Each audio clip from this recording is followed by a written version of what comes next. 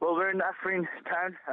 We can see Free Syrian Army fighters. There's obviously jubilant scenes as they took over the town centre, firing their guns into the air, celebrating, and just general joy from them. Obviously, the Free Syrian Army were backed by the Turkish military, and for the last week, the town of Afrin had been cut off from the north, east and west, with a humanitarian corridor created in the south to allow civilians to leave. And it looks like the YPG have fled, and the town centre is now in total control of the Free Syrian Army, backed by the Turkish military. How easy or difficult was this final stage of the entry into Afrin for these forces? I think that, when I take a look at Afrin town centre, it's not like images that we saw from Mosul or Raqqa. Actually, there's the damage that I see. There isn't as much damage as I saw in pictures from Mosul and Raqqa, and that's because the Turkish military said that they took the utmost care to make sure that no civilians came to harm. They dropped leaflets, they sent out radio broadcasts, and they created this humanitarian corridor that allowed civilians to leave. But the problem was that the YPG group was stopping people from leaving, and that was corroborated from people that we spoke to that had managed to escape. And they told us that the YPG has stopped them from escaping. And the Turkish military also released drone footage that showed the same thing.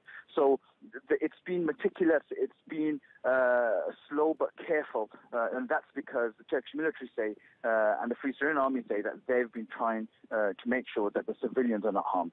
How does the FSA go about now, Assad, securing the town itself? Because while the YPG may not be there, they may, of course, have left certain booby traps, because the Turkish military has in the past few weeks been clearing the area around Afrin of landmines.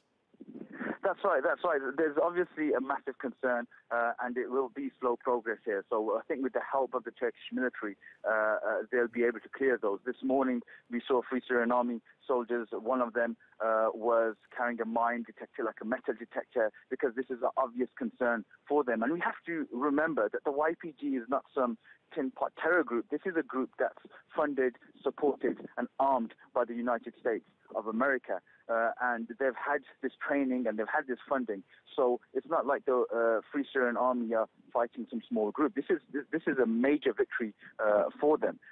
And obviously now, as they have done in other places, as they've taken over villages and strategic points, they'll have to slowly work through the town of Afrin and make sure that it's safe for civilians to start coming back. Are there any civilians that you've seen that are coming out of their homes? What's their reaction been as they see these people with guns and military uniforms walking around their town? Well, what we did see was civilians leaving Afrin yesterday, and we spoke to them, and they were like, look, we're fed up of the YPG. They were in one person we spoke to, he said that they had forced them to leave their village and go to Afrin town centre.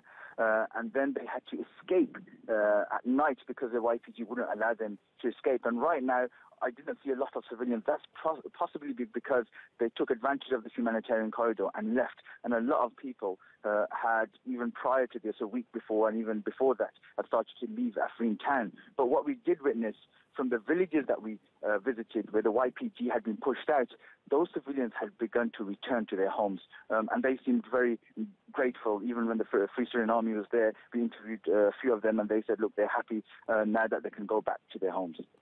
Assad, for the moment, thank you very much indeed. That is my colleague Assad Baig in the centre of the town of Afrin in Syria, which President Recep Tayyip Erdogan, here speaking in Çanakkale, has confirmed is now in control of the FSA, that is a force backed by the Turkish military.